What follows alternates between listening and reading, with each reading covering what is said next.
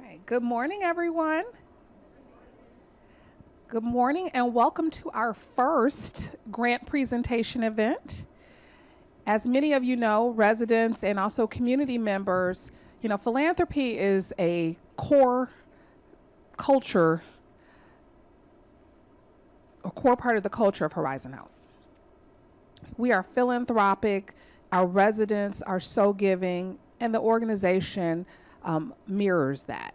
And so we have been grant making for a number of years through our Community Relations and Diversity Committee. And we've done that very quietly. We've done that in small ways to a variety of organizations. Our committee thought long and hard last year about the impact that they are making in the greater community, and they wanted to be able to make a bigger impact by increasing the award amounts. And so all of you are the inaugural group, who are part of a smaller group, but that are receiving larger grants from Horizon House, and also receiving grants based on alignment with our mission, vision, and values. And so we are grateful to have all of you here today to share with our community what your organization does and how we can further support you. And so I want to go ahead and get started, and I will turn it over to Ellen Green, who's the Executive Director of the First Hill Improvement Association.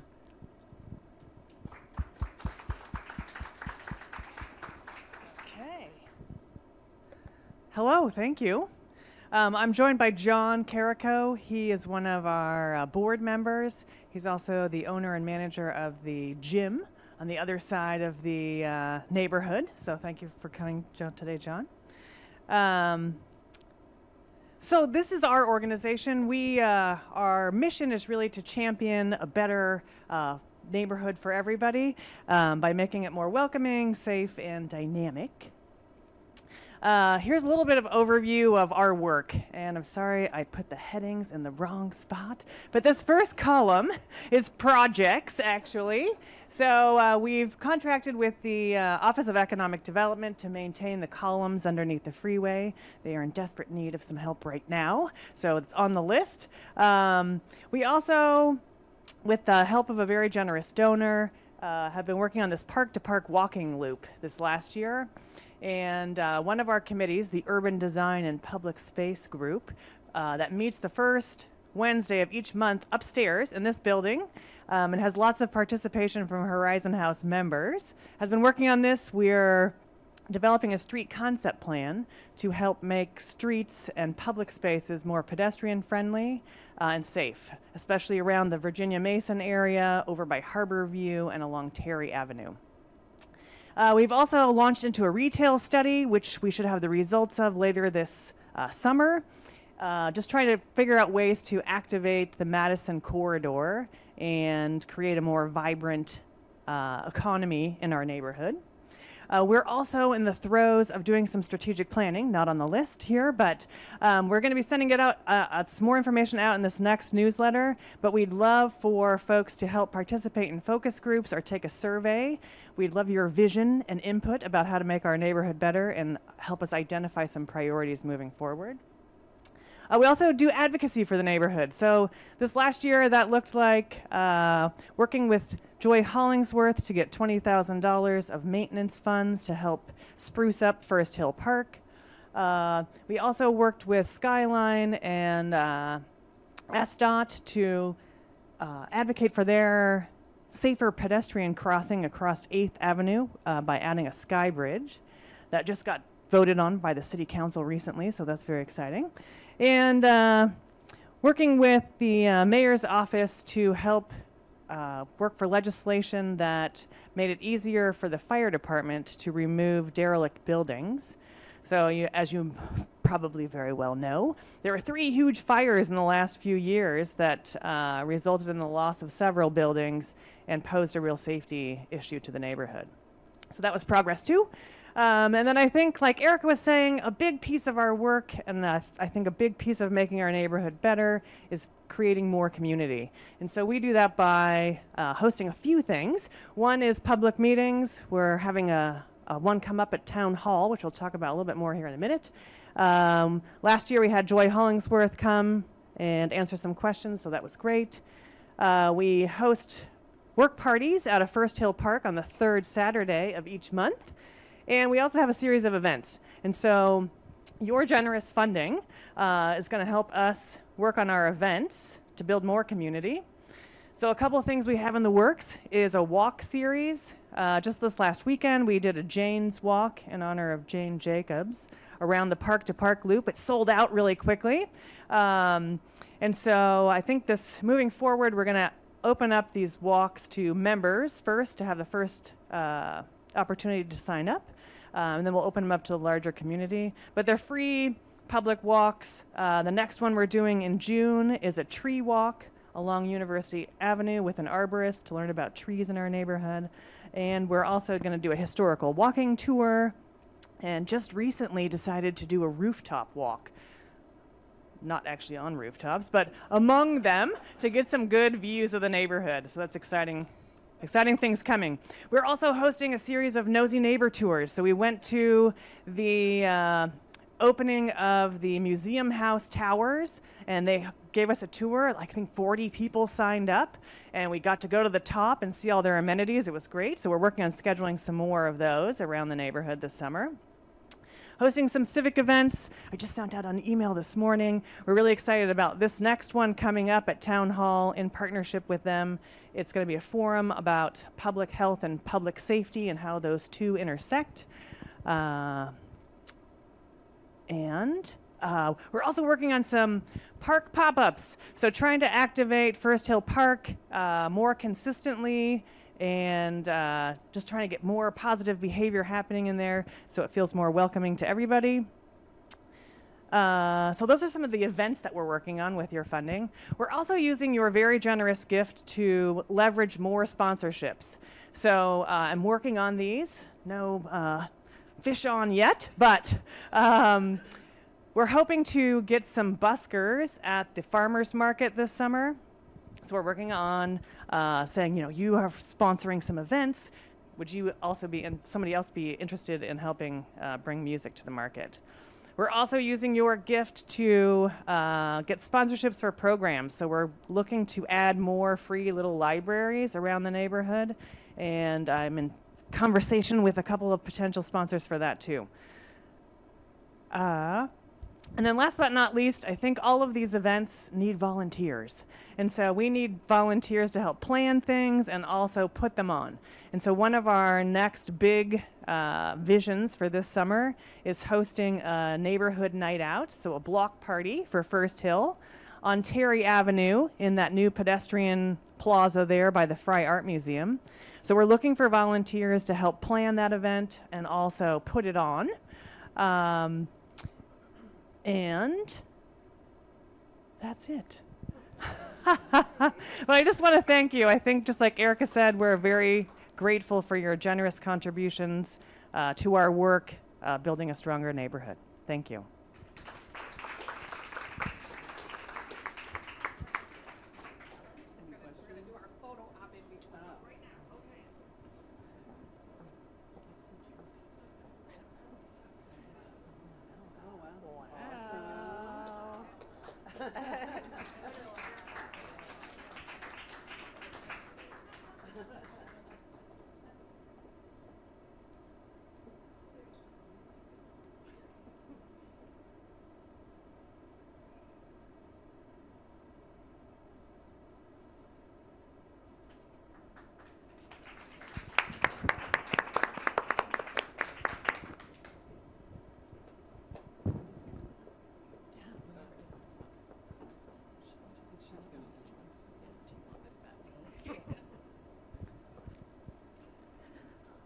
Thank you very much, Ellen. And I'd like for anyone on the Community Relations and Diversity Committee to please stand so that everybody can recognize you. Can we have our members of the Community Relations and Diversity Committee stand? Thank you. This is a liaison committee of the Board of Directors. So just to understand a bit about our governance, Community Relations and Diversity is so important to our Board of Directors. Both Jim and Marsha are on our board. Jim does chair this committee. And so just to give you a sense of who Horizon House is and how important your work is to us. All right. Next up is Risa from Freeway Park Association. Thank you, everybody. My name is Risa Conklin. I'm the Executive Director of the Freeway Park Association, and I'm here with Carrie Barnes, the Public Art Coordinator for the Freeway Park Association.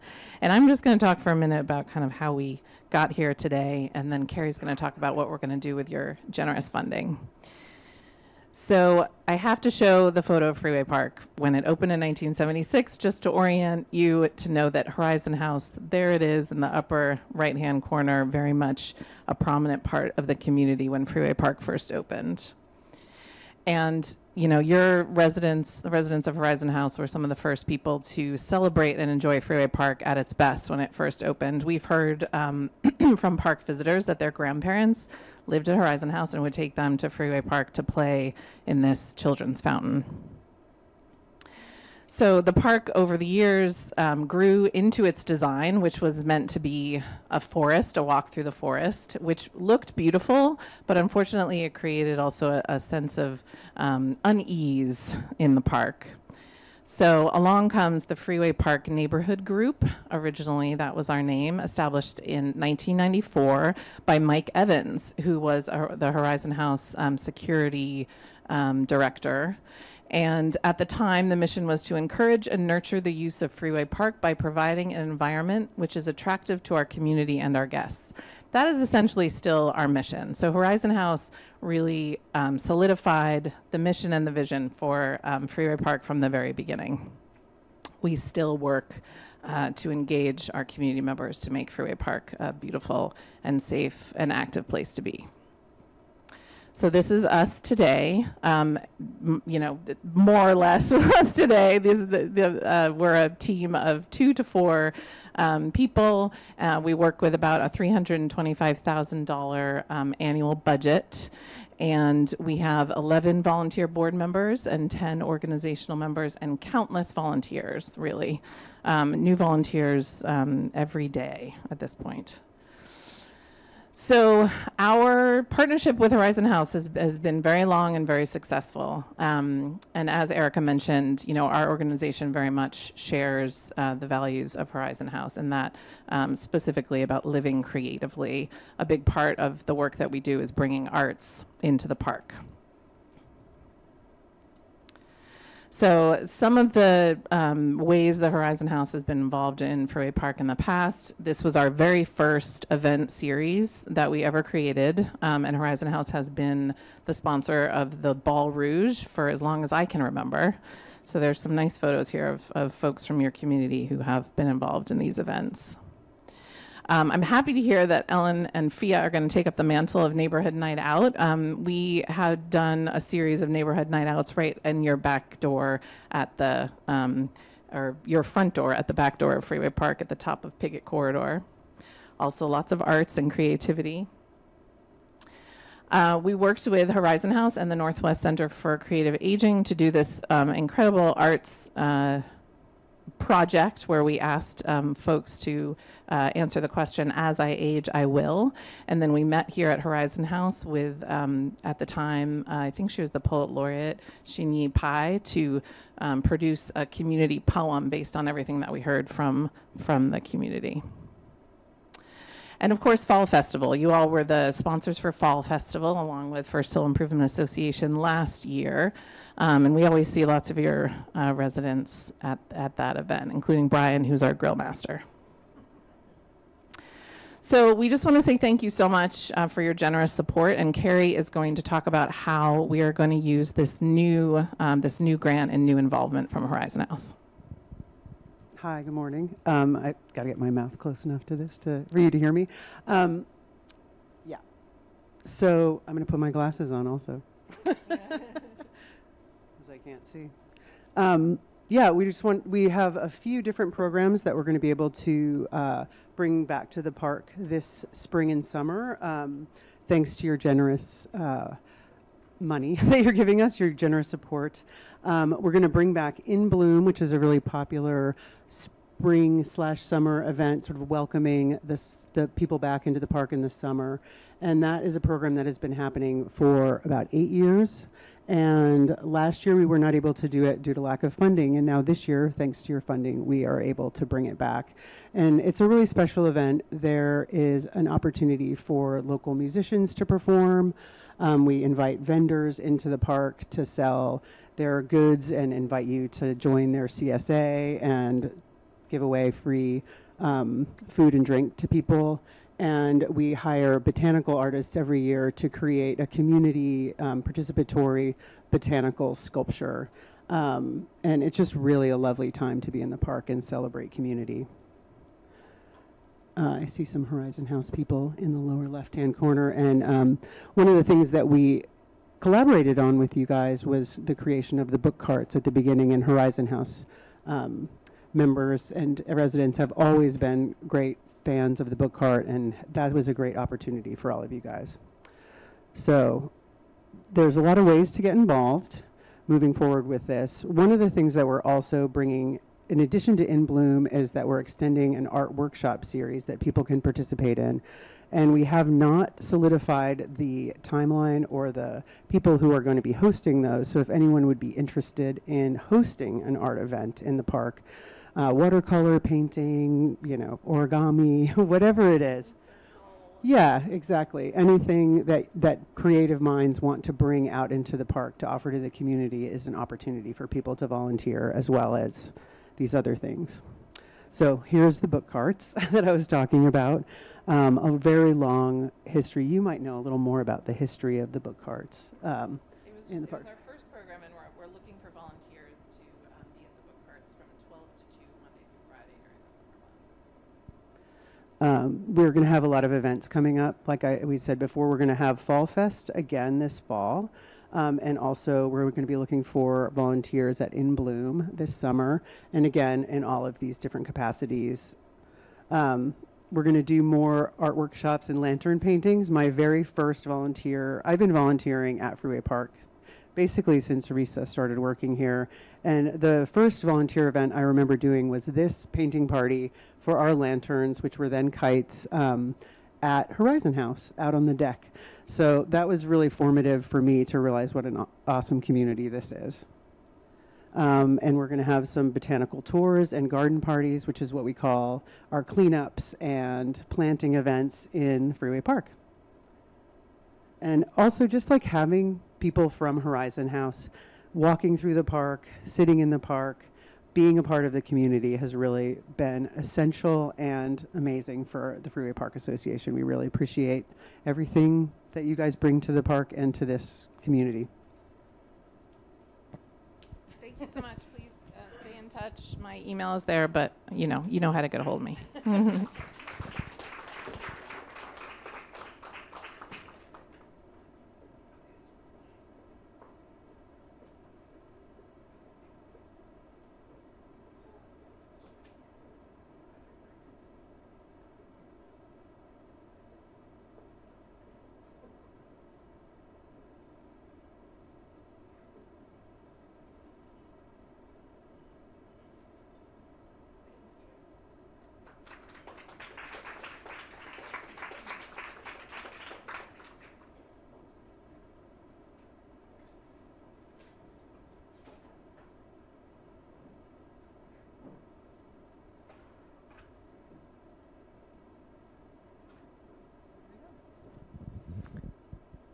Good morning. I was orienting myself. Is it afternoon or good morning?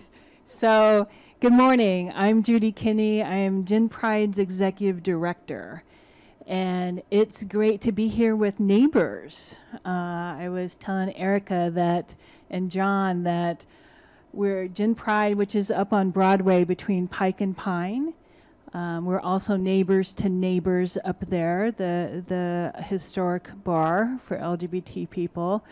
I love being late. When you're neighbors and you're close by, you can be late and be on time at the same time. So that is my favorite.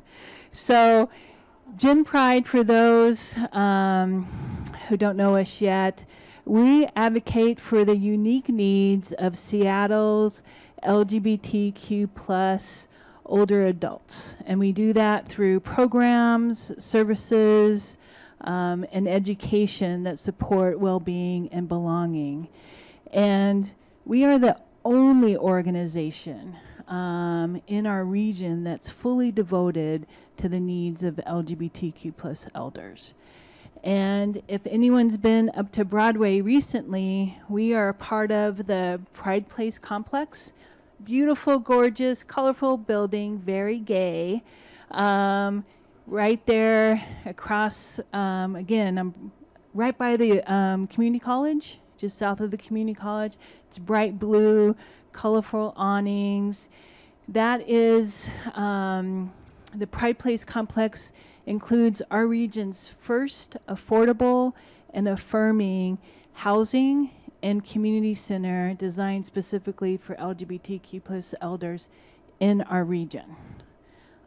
So we are unique in many ways. Just some quick things about LGBTQ plus elders. We estimate that there are 26,000 people over the age of 55 who identify as one of the letters in the alphabet here. And across the board, LGBT elders experience greater financial insecurity, lack of affordable housing, affirming health care, accessing senior services, and increased disparities among LGBTQ plus elders of color.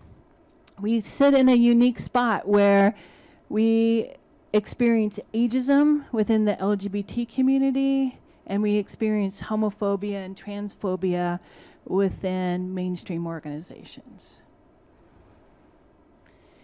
We're a young organization. People have been talking since the 70s. What are we going to do when we grow older? Where are we going to be? Because so often people go back in the closet. And this Stonewall generation of LGBT folks are like, nope, we're not going to do that. And so for a long time, the community's been thinking about what are we going to do? How are we going to live? And it's taken many, many conversations for us to launch GenPride. So we'll be celebrating our 10th year in December as an organization. And we moved into Pride Place the fall of 2023. So we're at a new phase as an organization. The topic of LGBTQ plus elders, you may say like, I haven't thought about that. Maybe because it's such a topic that isn't discussed. There's not a lot of us organizations that are creating space. And this is a photo of Pride Place. So when you're on Broadway, you'll see this beautiful building, and then GenPride occupies the ground floor. And it's an urban community center, also known as it's small. It's about 4,000 square feet. But we do a lot of exciting things in there. And this just talks about Pride Place, like the affordable version of for people making 30, 50, and 60% of the area median income. So some of the things I just want to tell you about some of the ways that Horizon House funding helps GenPride. So one, there's not a lot of people who are funding older adults. Again, within the mainstream organizations, mainstream foundations, people are not serving older adults. And then within the LGBT communities, there are older adults. We didn't know that. And so your funding, particularly now, is really providing us some stability for us to grow and to launch. Last year, we launched twice weekly hot meals. We do this in partnership with Sound Generations. And these days, we're serving over 100 people through those hot meals on Tuesdays and Thursdays. And really, it's a wonderful time to get a sense of the community. We welcome everyone to come visit and get a sense of what's happening then. We provide a lot of information and assistance to people. Where can I get health care? Where can I get housing? What are recommendations? Just a lot of information referral. We've served hundreds each month. And then we do a lot of service provider education training. Erica, I was mentioning that to you, that we come into organizations, and it can be to community residents. It can also be to staff. One thing that I find interesting in talking with community residents, it can be helpful in terms of your grandkids. What's up with these pronouns? What's going on over here? We can help you understand the lived experience of young people who are part of your family, and also older folks as well. We also have support groups.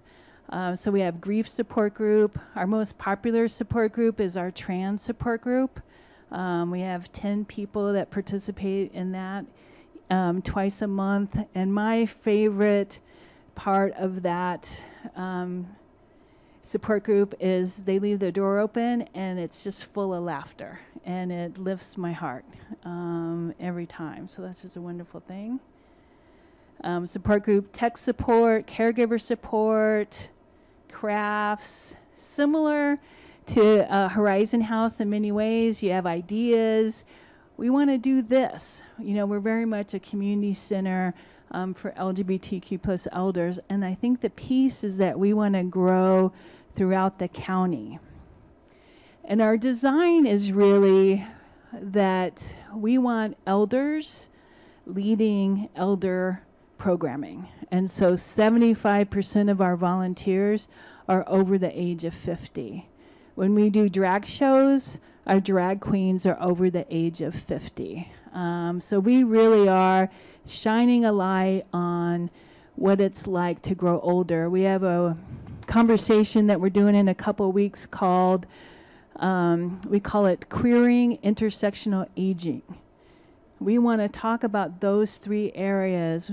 Intersectional life are our identities, you know, race, class, sexual orientation, gender, also our and aging. How does that impact aging? We're not sure anyone else is having these conversations, and these are the conversations that your funding helps us to have. So elder queer equity, aging and gender care, GenPride, ageism. These are some of the things that we're doing. And we are your neighbors. And so we do like having relationships with people in the neighborhood. You're welcome to come visit. I have my card, and we look forward to being a part of your community as well. So thank you so much.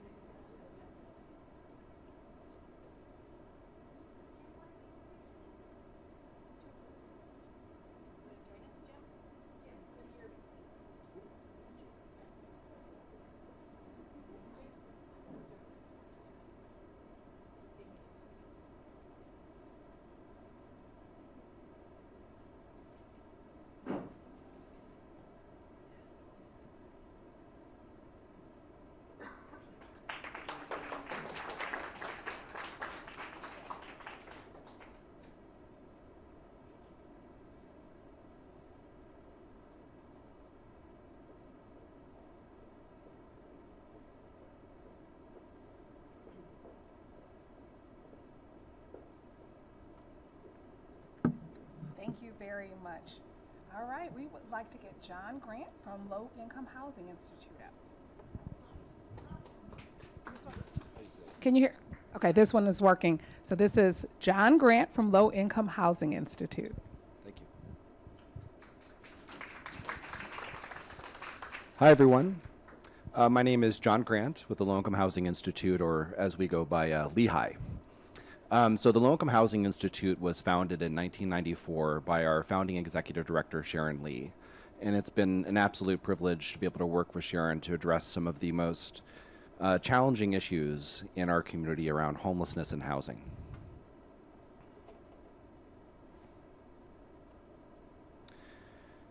So first and foremost, we're an affordable housing provider.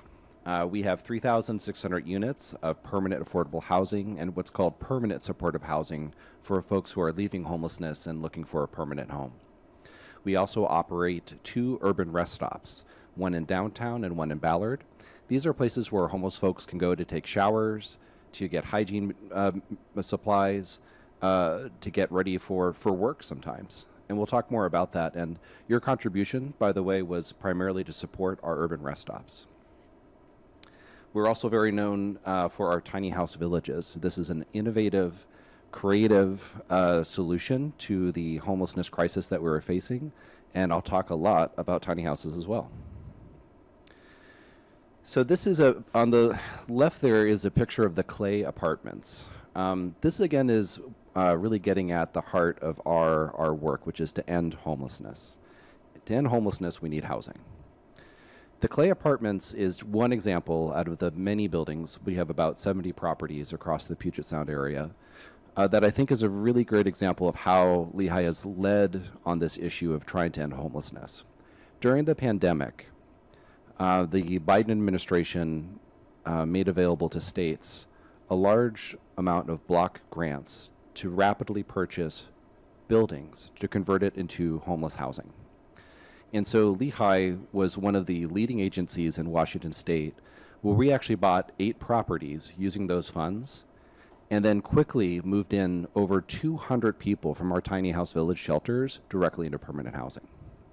Part of the goal of doing that was that during the pandemic, for a lot of folks who are living in congregate shelters, so these would be like if you're, a mat on the floor, separated by a sheet kind of shelter, there was a concern that COVID would be deadly in those kinds of environments. So we had to rapidly deconcentrate homeless shelters. And one of the great things about tiny house villages is that it's a non-congregate shelter. It's a tiny house with a lock and a key. That's your space. And then the rest of the shelter is open air. So it was a much more safer environment. And we had 0 deaths relating to COVID-19 in our tiny house village program. So by moving all those folks from our tiny house villages into those properties, one, those folks got permanent housing, permanently subsidized for folks who are 0 to 30% area median income, which means very, very low income. All those spaces opened up at those tiny house villages, and the folks that were living in the congregate shelters, we were able to move over so that they could have a much safer environment during the pandemic to live. This is another example of one of our rapid acquisitions, the Dockside Apartments. This again is, this was market rate housing for probably tech workers. And during the pandemic, the market had sagged. So we were actually able to buy these buildings at a great price point and then flip them essentially to be used for permanent supportive housing. As you can see, look at those units. Aren't they nice? In my 20s, I wasn't living in apartments this nice. So it was really great that we were able to convert this housing quickly so that people can live in dignity and recuperate from the traumas of living homeless. This is the Cheryl Chow Court Apartments. One of the things that we also do is provide affordable housing for seniors. This is funded through what's called the HUD 202 program. And the reason I have it up here is right now you're probably reading in the news quite a bit about the Trump administration potentially cutting HUD's budget. This is a huge concern. We have properties that have ongoing operating subsidies, sometimes called Section 8, that permanently, or should be permanently, keep rents low for people with disabilities, with seniors and other folks like that. And these cuts are an existential threat to the stability of folks who would otherwise were living stable in housing such as this. So we're very concerned about those types of cuts to HUD's budget. And one of the things that Lehigh leads on is in advocacy. And so we're constantly working with our both our U.S. senators, representatives, and also with the governor's office to try to push back against these types of cuts. So again, thank you so much to the Horizon House for your contribution that went towards supporting our urban rest stops. We have two. This is just the Ballard location. We also have another site in downtown. The urban rest stop is such an essential service. Now, you've just heard me talk a lot about all these buildings that we bought, and it sounds like, oh wow, Lehigh must be flush with money. No, we are not. And one of the things that we try to do is to really identify what are the core essentials that people need to survive. And the urban rest stop is not, it is so hard to find funding for this project because it is not a typical, like HUD does not fund this program. Do you see what I'm saying?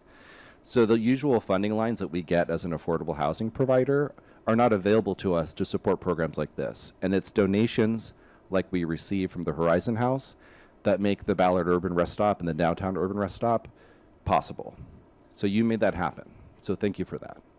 As you can see, just at the Ballard location alone, that has provided 15,000 showers each year, 6,000 loads of laundry, and an incalculable number of hygiene supplies like shaving, shampoo, things like that. It is kind of great to go to the Urban Rest Stop. There are volunteer opportunities if you want to volunteer at the Urban Rest Stop. It is a little tough, though, because it involves a lot of cleaning. But if you're down for that, it's kind of a great environment because you get that sense of community. These are folks that, they've been living rough, and this is one of the few opportunities they have to have that dignity, to be able to take a shower, have clean clothes. And for many folks, they have jobs. They have, this is absolutely an essential service so that they can maintain their own employment to get eventually to the place where they can get housing. And one of the things that we do is that our staff work very closely with our shelter staff and also our housing staff. So there's opportunities to connect them to those housing and shelter opportunities. They're right there to provide that connection. So I want to talk a little bit about our Tiny House Village program. This is Whittier Heights Village. We actually have 17 tiny house villages across Washington state. There are, I think, 11 villages in Seattle specifically. There's at least one village in every district in Seattle. We have about 500 tiny houses across the whole portfolio in Seattle. I just can't praise this program enough. When people are talking about doom and gloom at the federal level, what can we do? This is a great temporary solution. Tiny house villages, for example, it costs right now about $500,000 per unit for permanent supportive housing. It costs about $20,000 per unit for a tiny house village. That's because first of all, a lot of these houses are built by volunteers at our warehouse down in Sodo. Another volunteer opportunity if you're interested. For folks who have done construction or trades, it's great, or if not at all, they'll train you how to build the roof. You can do painting, whatever you want. But there's actually an assembly line at what we call the Hope Factory that's operated by our partner, Sound Foundations Northwest. And you can plug right in and build a tiny house village. Let me know if I'm going over on time, by the way. Okay. Whittier Heights Village is just one of those examples of kind of what it looks like. But the main thing to know, yes, so here, and actually here's some other numbers. So Seattle is 500, but across the whole state, it's about 700 tiny house villages. There's a secure fence. There is a hygiene trailer where folks can take a hot shower, use the restroom. There's a community kitchen and everything that you would need. Here's some great photos. This is our True Hope Village, which is nearby on 18th and Yesler. And this is our South End Village. You can see our opening day with, that's our executive director, and I think that's Pastor Willis, who helped sponsor the village as well. We have a lot of partnerships with faith-based organizations, and there's a number of local churches that use church-owned land to site the villages. We have 24/7 staffing, which is really important to make sure that the village is always a safe environment, both for the people that are living there and also to make sure that we're being good neighbors to the community. We have behavioral health on site. This is so important. So many folks are struggling with different different challenges around addiction, you can actually get treatment on site at the tiny house villages. We have a certified behavioral health provider that has an office in the village. So if you need a methadone treatment or anything like that, you can get it at the site. We have full-time caseworkers who are almost 100% focused on getting folks housing. This is a temporary solution. People are not meant to live here forever. We have a 50% exit rate to permanent housing for folks that do move on from the program. That is one of the highest performances for an enhanced shelter. Usually it's like 5 or 10%, that people get into housing. And part of it is that it's such a stabilizing environment than, having to leave in the middle of the day, not being able to have your pets, or not being able to have, sometimes some shelters, if you have like a child, you're not allowed to bring the child in, so some families can't get into shelter, right? So we remove all those barriers. We make sure that if you are moving in here, this is your space, you're allowed to stay as long as you need to stabilize and then get connected to housing. I think I kind of covered most of that, all right? So that is the Low-Income Housing Institute in a nutshell. You are more than welcome to reach out to me, and we have a whole bunch of different volunteer opportunities if that is something you want to do. You can sign up for our newsletter and get advocacy alerts if you want to contact your local legislators around opportunities to plug in for, affordable housing funding, things like that. And then we also have opportunities at our Hope Factory to volunteer at our tiny house villages to build tiny houses. Lots of opportunities. So thank you so much for your support, in particular for the Urban Rest Stop, because that is a very hard program to find funding for, so it really does make a difference. And thank you again, Horizon House, for supporting our mission.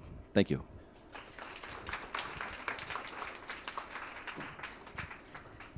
I want to open it up for questions and answers. I'm sorry, we'll do it for everybody. Oh, we do? Oh, thank you. Thank you. See if Beth is keeping me on track.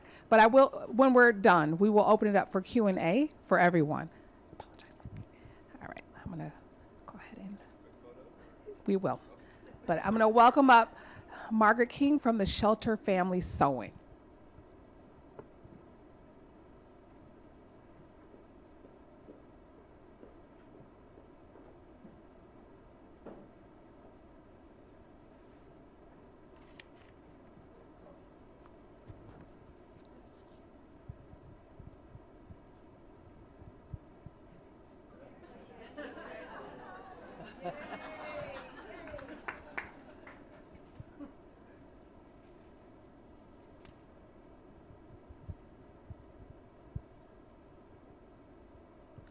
Good morning. My name is Margaret King. I'm a resident at Horizon House, and I am currently the chair of the Sewing Committee. And part of the Sewing Committee and the group that works in the sewing room are involved in the Shelter Family Sewing. So that's a little bit of what I'm going to share with you today. We're very fortunate to have a wonderful facility in the building about 2 floors down from here. It's well supplied with sewing machines,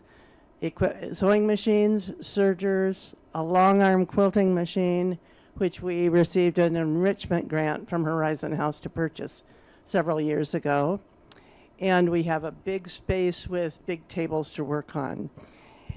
And we have lots of storage room for fabrics and for lockers for people who are in the middle of projects. So we're very, very fortunate to have that kind of equipment here. And that allows us to make magic happen in the sewing room.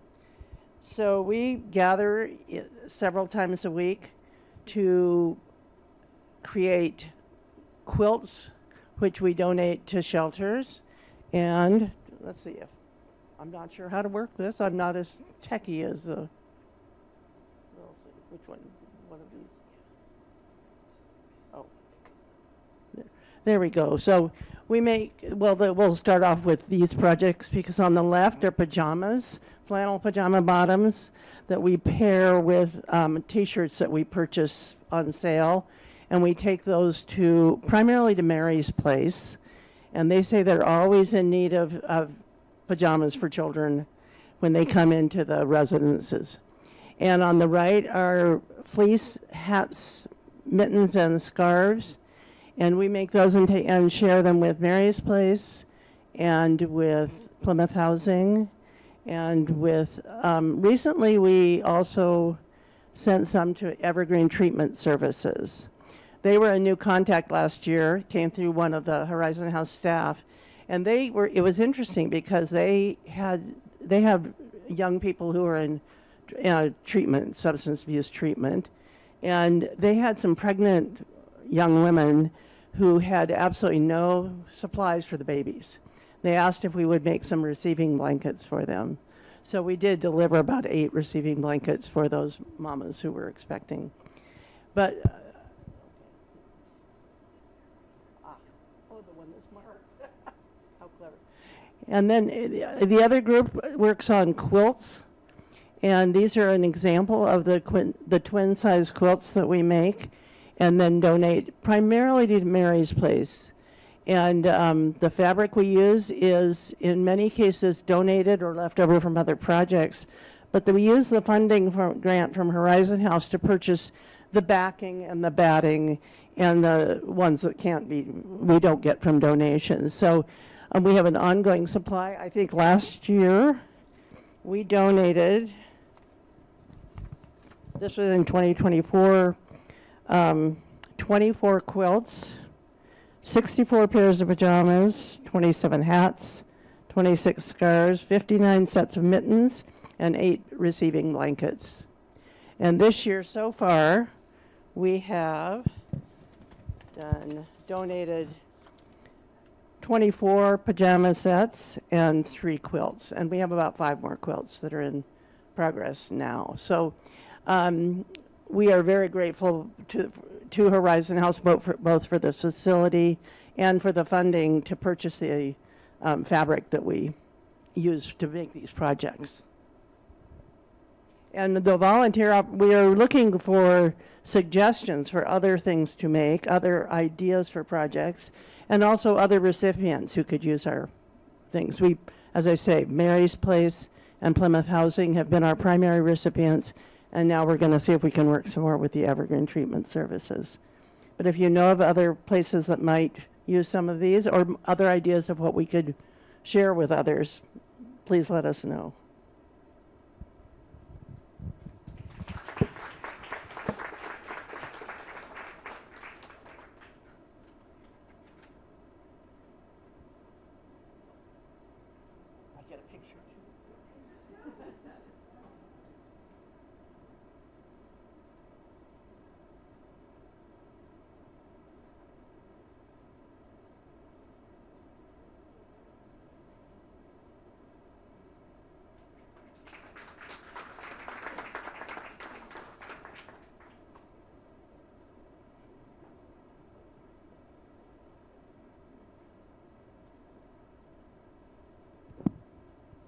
All right, now we will open it up for Q&A.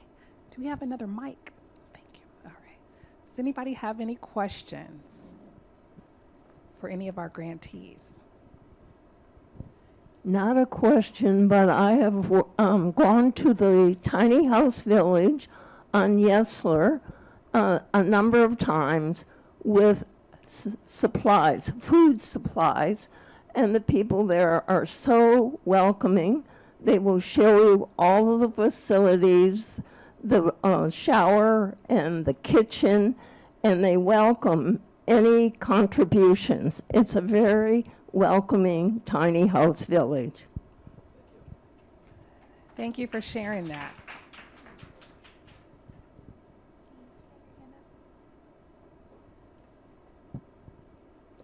I'm interested in the urban rest stops.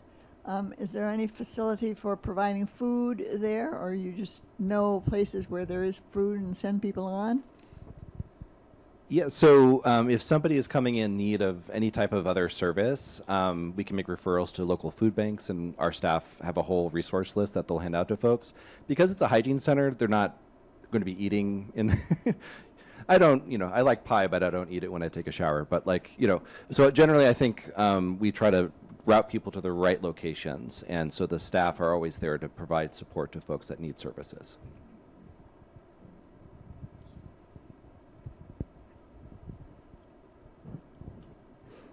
half a century ago, it seems, there used to be someone here, a resident, who would collect shampoos, soaps, little toiletries. But then, unfortunately, she passed, and so that stopped. And I wonder whether somebody would have that energy, initiative, possibility of doing that again.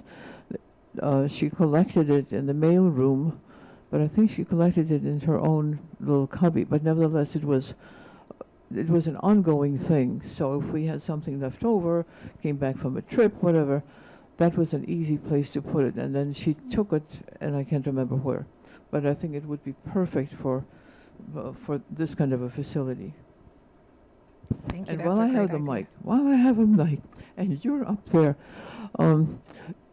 you're all so genuine in your gratitude for what you have been receiving.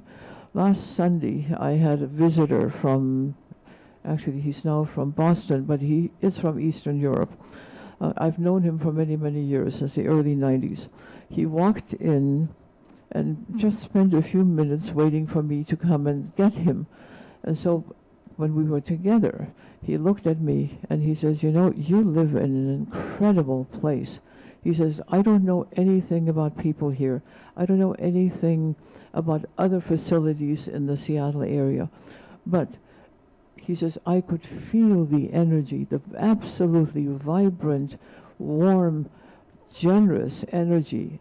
He says, how I know it, I don't know. I don't belong here yet.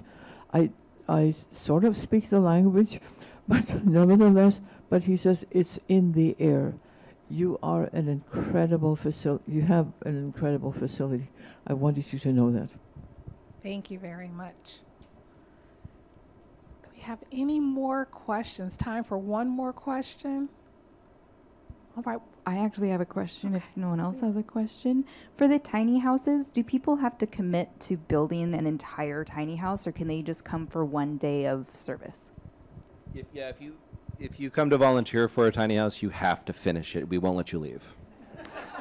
You have to sleep in it until it's done? No, there are shifts. So you can come and do, like, paint a wall. You can come and install a door, and we'll fit it to, what you're comfortable doing. Yeah. I have actually worked on down at Soto in the warehouse on some of the tiny houses.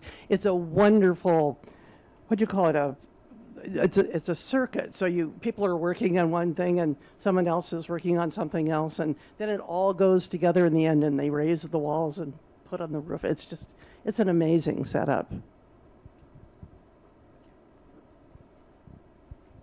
Well, thank you all for our awardees for sharing more about your wonderful organizations and how we can, connect with you further through volunteer opportunities. We are grateful for your work in the community. It is extraordinarily important. It was wonderful to learn, just more about what each and every one of you do to make our greater Seattle area stronger and more vibrant. Thank you to the residents who've come and our team members who've come to learn more and support our community efforts. We do have food, and there's a lot of it, so please help yourself and enjoy the rest of your day. Thank you.